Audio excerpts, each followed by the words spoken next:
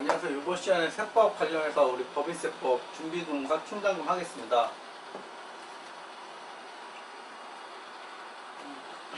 준비금과 충당금 관련해서 시험에서는 이제 준비금은 거의 잘 안 나온다고 보시면 될 것 같습니다. 근데 충당금에서 이제 대손충당금하고 퇴직급여 충당금이 있는데 우리 이제 퇴직급여 충당금은 우리 퇴직급여 제도, 그러니까 연금제도가 들어오면서 이제 많이 이제 충당금을 이제 송금 산입하는 게 이제 거의 없어졌기 때문에 중요도가 좀 떨어졌고, 대손 충당금은 우리 대손 상각비 앞에 이제 송금 산입 쪽하고 연관돼서 여전히 이제 시험 문제 나오고 있습니다. 그래서 대손 충당금 쪽에서 이제 거의 그 매년 그 1년에 한 문제 정도 아니면 2년에 한 문제 정도 나오고 있습니다. 그 다음에 이제 준비금 쪽은 거의 이제 시험에 안 나온다고 보시면 될 것 같습니다. 그 다음에 다른 것 부분, 이미 많이 알고 계신 분들이라면 이제 준비금은 하면 좋으신데, 기본적으로 준비금은 이제 우리가 수험 준비 목적으로는 후순위 있다. 이런 걸로 좀 알고 계시면 될 것 같고, 왜냐면 이제 간단히 좀 준비금에 대해서 좀 말씀드리면, 나온 것처럼 이제 고유목적 사업준비금은 이제 비영리내국법에만 해당이 됩니다. 비영리내국법에만 해당이 되고, 책임준비금과 비상위험준비금도 특정 업종에만 해당되기 때문에 우리가 일반적인 그 업종을 다뤄야 되는 수험 목적에서는 좀 적절하지 않나 보입니다. 그다음에 이제 구상채권과 국고보조금, 공사자금, 보험차익 등은 이쪽은 일시상각과 압축기장 충당금인데, 내용이 이제 대동 소멸합니다. 그래서 이런 것들은 지문 문제로는 나올 수가 있지만 이제 계산 문제로까지 나올 것 같지 않습니다. 그래서 이 파트는 가볍게 대손 충당금 위주로 여러분들이 이제 공부해 주시면 되겠습니다.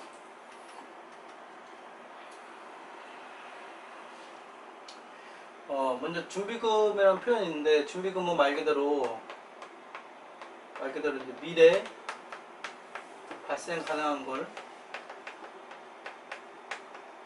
대비해서 적립금이라고 보시면 됩니다. 그래서 실제로 우리가 이제 송금이라는 것들이 이제 순자산의 감소 이런 걸로 이제 그 기본 개념인데, 순자산의 감소는 되어 있지 않습니다. 실질적으로 개념적으로는 개념적으로는 송금의 개념하고는 맞지 않는데, 우리 정책 목적적으로 송금 산입을 인정해 주는 겁니다. 그래서 실제로 송금 산입을 미리 우리가 적립하는 거죠. 미래에 발생할지도 모르는 거에 대해서 적립을 하면 그 법인세법에서 이제 송금으로 인정해서 우리가 법인세 절감을 갖고 오는 겁니다. 그래서 실제로 미리 적립할 때 송금으로 인정해 주는 거고, 실제로 이제 실제 사업 적립할 내용이 발생했을 때 이때 이제 지출이 될 겁니다. 지출이 되면 그때는 요 송금 인정한 거하고 이제 상계를 하게 됩니다. 상계를 하기 때문에 이때는 상계된 만큼은 송금이 인정이 안 되죠.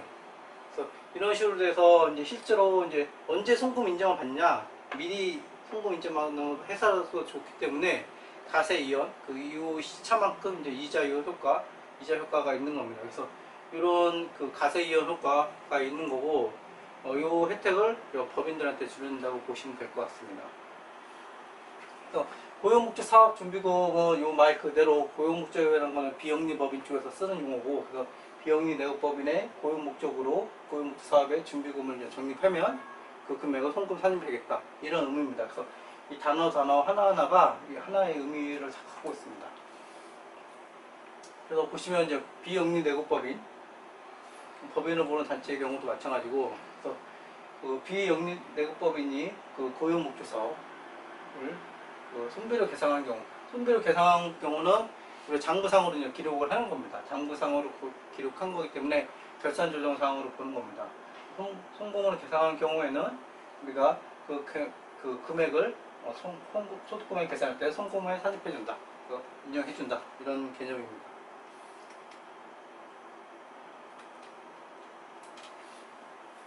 그래서 1번, 2번은 이제 한도를 하는 거고, 어떤 것들을 이제 개념적으로 포함이 됐느냐를 보는 겁니다. 그래서 이자 소득금액, 배당 소득 금액이 되어 있지만 이자 소득 금액에는 우리 이제 비영업대금 이익, 비영업대금 이익은 이제 고용복지와 관계 없으니까 제외하는 겁니다. 그다음에 증여세하고 부과되는 것들은 또 따로 제외하고 그 이거는 기본적으로 여러분들이 한번 읽고 또 지나가시면 될 것 같습니다.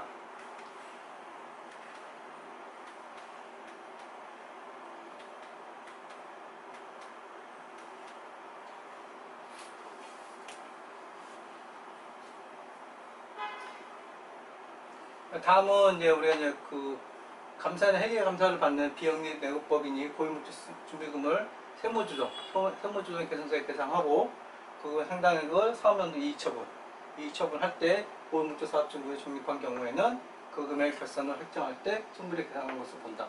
그러니까 뭐냐면 그러니까 1항 같은 경우는 이제 우리가 손비로 결산 조정할 때 인정해 주는 거고 2항 같은 경우는 우리 이익처분 잉여금으로 이제 이익처분할 때도 우리가 인정해 준다는 걸로 보시면 됩니다.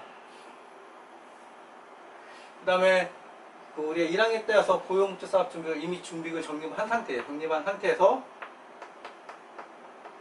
실제로 지출한 금액이 이제 발생하면 이미 적립한 것부터 차례로 상계를 하는 겁니다.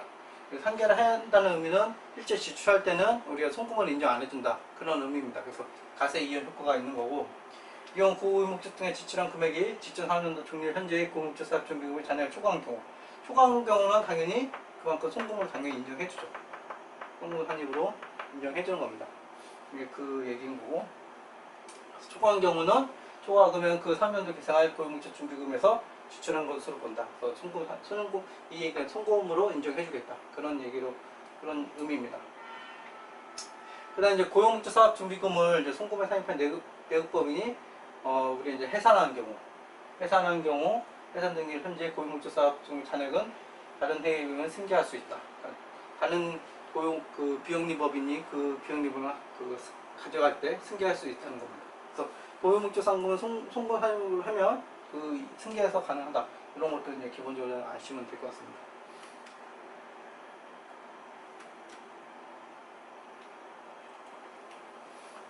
그 다음에 이제 고용복지 사업 준비금을 이제 쓰지 않고 그대로 이제 종료되는 경우가 있을 수 있습니다.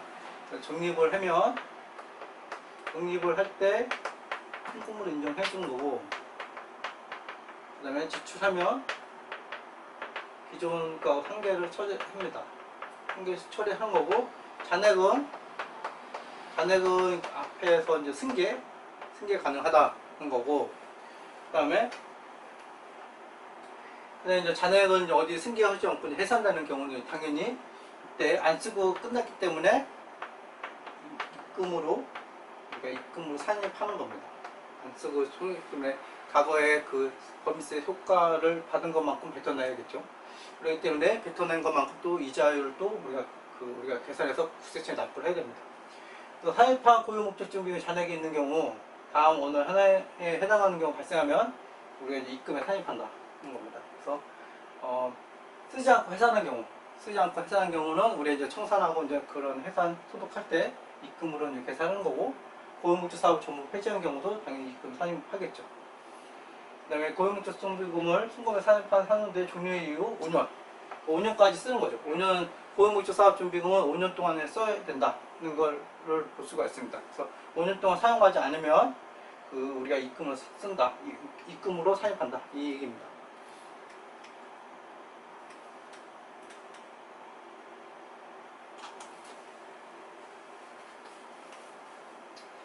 그래서 6항에 보면 다시 한번 그런 언급을 해주는데 5년 이내에 잔액金일부를 감소시켜 입금에 산입한다. 그 다음에 이 경우 먼저 송금에 산입한 잔액부터 차례가 감소시킨 것으로 본다.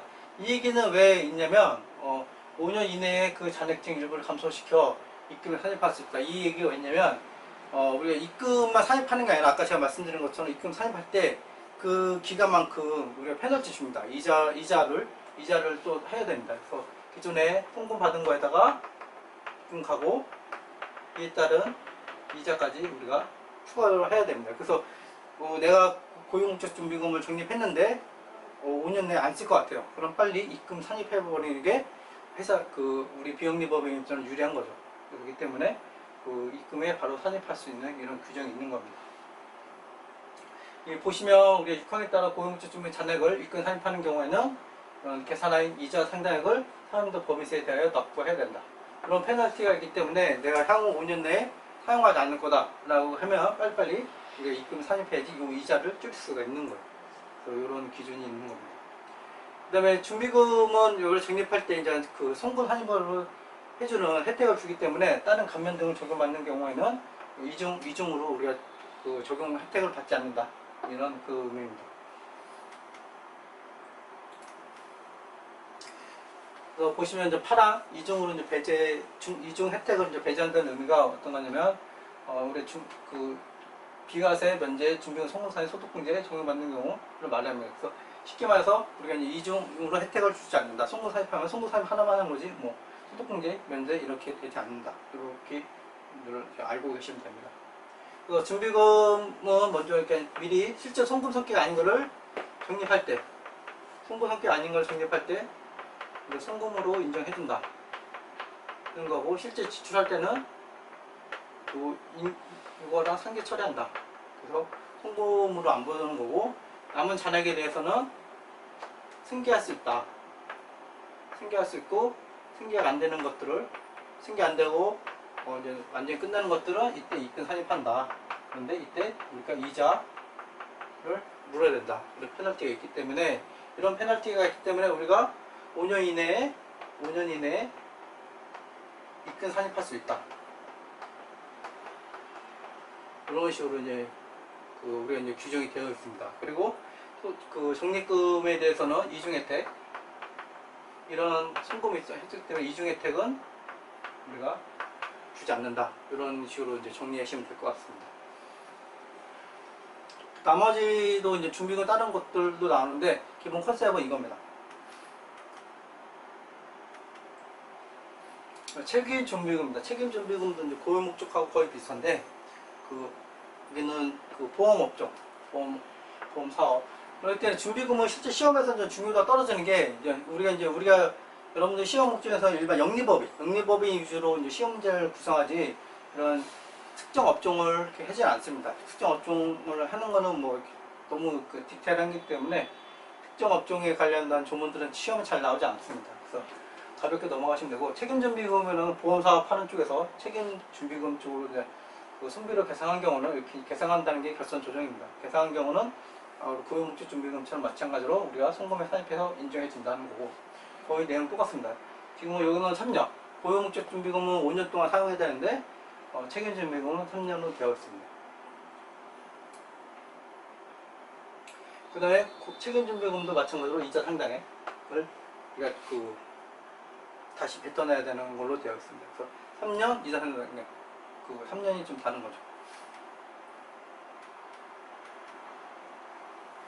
비상위험 준비금, 비상위험 준비금도 이제 보험 쪽에서 하는 거고 다 법률 마찬가지로 하고 있습니다.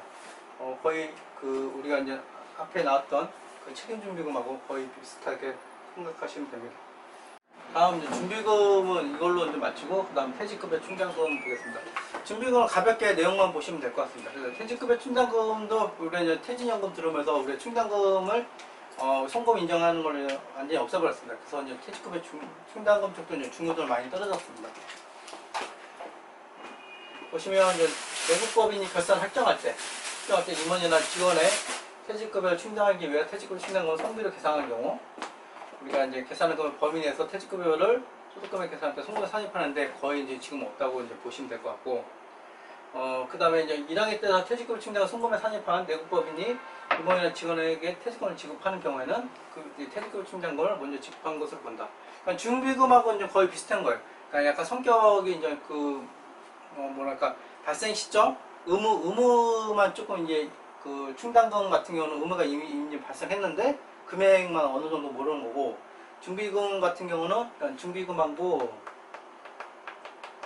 충당금하고 보시면 얘는 송금 성격이 전혀 없는 거고 얘는 송금 성격이 있는 거예요. 송금 성격이 있는데 이제 금액이 측정하기가 어려운 거죠. 측정이 애매한 거고 그렇기 때문에 일단은 어렵지만 그래도 이제 송금이 맞기 때문에 쌓으면 다 송금으로 인정해 주는 거예요.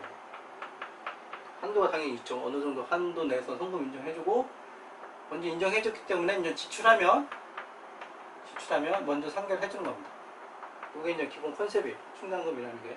여러분들 그 재무회계에서도 이제 그렇게 충당금 하면 우리 충당금을 먼저 없애버리고 충당금을 초과하게 돈을 나갈 때 그때 이제 비용으로 잡는 거랑 똑같은 개념입니다. 그렇게 좀 보시면 될 것 같고, 그래서 퇴직금을 지급하는 경우 퇴직금과 충당금에서 먼저 지급한 것을 본다. 그래서 이 얘기는 송부 산입을 일단 안 한다, 이런 얘기로 이제 보시면 됩니다. 그 다음에 우리가 그 고용목적 준비금도 이제 승계를 가능하듯이 우리가 퇴직금의 충당금 같은 것도 승계를 할 수가 있어요. 이런 식으로 이제 퇴직금으로 승계 가능하다. 이거 하나 좀 알아주시면 될 것 같고.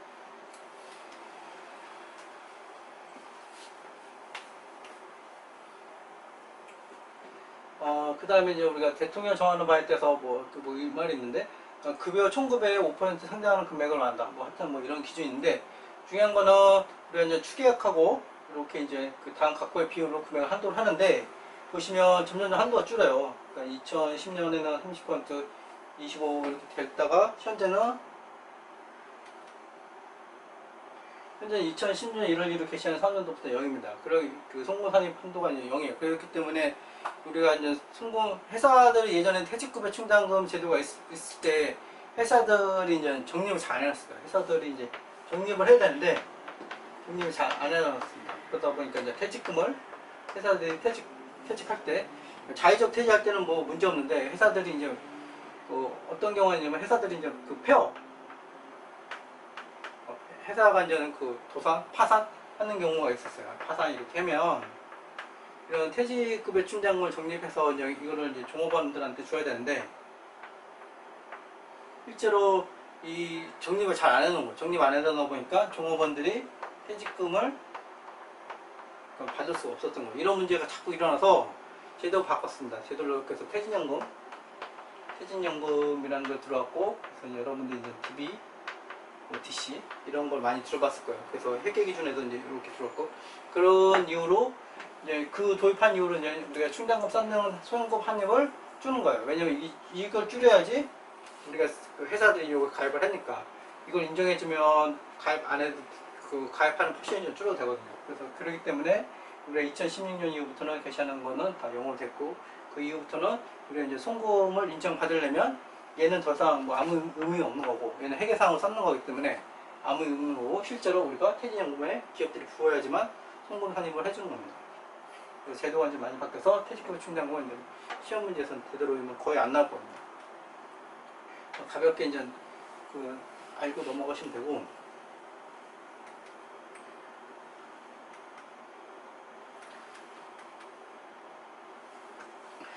다음으로 이제 대손 충당금 보겠습니다. 대손 충당금은 거의 매년 한 문제 정도 나올 수가 충분히 있고, 그다음 이제 그 세무사나 회계사 같은 경우는 2차 이제 중간식 문제가 있습니다. 중간식 문제가 있으면 대손 충당금 쪽은 거의 한 문제가 매년 나온다고 보시면 될 것 같고, 대손 충당금은 이제 법인세뿐만 아니라 부가세하고도 이제 관련이 되어 있습니다. 부가세 쪽하고 관련되어 있고, 우리가 대손 상각비 그거가 관련되어 있습니다. 근데 법조문이 우리가 이제 송금 산입 쪽에서 대손 상각비 다르고, 이런 준비금과 충당금 쪽에서는 충당금이 다릅니다. 그래서 실제로 제가 이제 지금 강의하는 순서가 이제 조문에 따라서 이제 연결이 안 되는데, 나중에 이제 문제나 이런 걸 보시면 대손 상각비 쪽하고 대손 충당금 합쳐서 문제가 나옵니다. 그래서 나중에 문제 할 때 종합적으로 이제 다시 다룰 기회가 있을 겁니다. 그래서 대손 충당금은 여기는 이제 설정하는 부분입니다. 대손 설정하는 부분이고, 기존에 우리가 이제 봤던 부분은 대손 상각비. 대손 상각비에서 약간 제각, 우리가 이제 채권을 없애는 약간 그런 개념으로 그쪽에서는 조문이 되어 있습니다. 여기서는 설정하는, 대손 충당금을 설정하는 걸로 되어 있습니다. 그래서 일정 설정률 1%하고 실정률하고 이제 비교하죠. 비교하고 있고, 우리가 이제 계정을 미수금에 얼마, 그 다음에 매출채권 얼마, 이렇게 이제 계정별로 우리가 대손 충당금을 관리하는 게 아니라 대손 충당금 하나, 미수금하고 매출채권 하나로 이렇게 봅니다. 그런 개념적으로 이렇게 알고 계시면 될 것 같습니다. 무슨 말이냐면 채권이 있고, 만원 있고, 미수금 3만 원 있으면 그 토탈에 대해서 우리가 이제 대손금을 관리하는 겁니다. 정상적인 우리가 미수금만 있더라고 하더라도 이 토탈로 해서 관리를 하게 됩니다. 그래서 여러분들이 이제 요 계정별로 하는 게 아니라 토탈로 한다. 요 개념 하나 알고 계시면 될 것 같고, 하나씩 보시면 이제 우리가 내국법인 각성된 결산 확정할 때 결산 조정 사항이라는 거죠. 이런 말들은 이제 결산 조정 사항입니다. 외산 매출금, 대여금, 그 밖에 준하는 채권의 대손에 충당하기 위해서 대손 충당금 손비를 계산할 경우에는 우리가 일정 범위 내에서 송금을 산입한다는 겁니다. 이 대손 충당금은 제가 아까 말씀드린 것처럼 준비금은 송금 산입 성격이 없는데, 이 충당금은 이미 이제 우리 회계에서도 많이 아시겠지만 발생 가능하고 이제 의무가 있는 겁니다. 그렇기 때문에 송금에 충분히 산입할 수가 있는 거고, 단지 회사가 이제 그 발생 가능성을 추정하기 어려우니까 세법에서는 일정 비율 내에서만 1%죠 실제로 1% 내에서만 우리가 인정을 해주는 겁니다. 이걸로 정해주지 않으면 회사가 이제 들쑥날쑥 하겠죠. 그러면 뭐 법인세를 줄이고, 이익 날 때는 줄이고 뭐 이런 식으로 이제 들쑥날쑥하게 조정하니까 우리 세법에서 몇 %라고 정해준 겁니다. 그 다음에 보시면 이제 대손금의 송금부산 쪽에서 우리 이제 일부 채권에 대해서는 이제 대손 충당금을 설정하지 않는 걸로 되어 있습니다. 그래서 요 얘기는 모든 채권에 대해서 설정하는 게 아니라, 우리가 이제 담보 확실한 채권이라든지 그 다음에 이제 우리가 그 세법에서 인정하지 않는 그런 가지급금이라든지 뭐 하여튼 그런 부정한 뭐 이런 채권들 하고 이런 것들에 대해서는 우리가 대손 충당금을 인정하지 않습니다. 그래서 그런 것들에서는 대손 충당을 인정하지 않기 때문에 그런 것들은 우리가 대손 충당을 성립하면 송금 산입을 할 수가 없습니다. 요게 이제 그 내용입니다. 채권에 적용하지 않는다는 의미가 이제 대손 충당 설정해도 송금 산입 안 해주겠다 이런 의미입니다. 그 다음에 마찬가지로 대손 충당금도 우리가 산입하면 먼저 대손금이 생기면 우리가 이미 생겼기 때문에 대손 충당금과 먼저 상계를 해야 됩니다. 상계하고 남은 대손 충당금 금액을 다음 연도 소득 금액을 계산할 때 입금을 산입합니다. 이 얘기는 총회법을 원칙을 한다. 이걸 알고 있는 거예요. 그래서 이제 보시면 이제 대손 충당금은 이 이런 계정 중에서 우리가 그룹핑해서 쌓는 거고, 그 다음에 그 대손금은 이제 특정 거래소에 대한 채권이 생기는 거예요. 그래서 실제로 대손 충당금하고